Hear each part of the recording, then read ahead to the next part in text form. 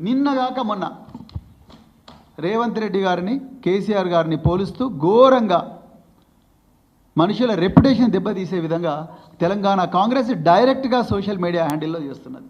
అదేవిధంగా ఈ గౌతమ్ ఇది ఒక సోషల్ మీడియా యాక్టివిస్ట్, రైతుల బాధలన్నీ, రైతుల కష్టాలు, కన్నీళ్ళన్నీ కూడా ప్రజలకు చెప్పే ప్రయత్నం రాజ్యాంగబద్ధంగా ఆర్టికల్ 19 ఇచ్చిన హక్కులతోని ఈయన చెప్తా ఉన్నాడు.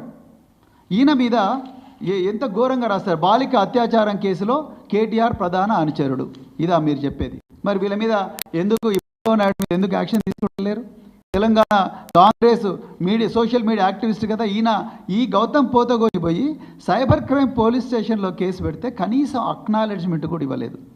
Then where is your cyber policing? అదేవిధంగా మన్నే క్రిషాంక్, ఈయన మీద ఎన్నో అక్రమ కేసులు పెట్టిండ్రు. ఈయన ఉస్మానియా యూనివర్సిటీలో స్కాలర్, ఎన్నో అక్రమ కేసులు పెట్టి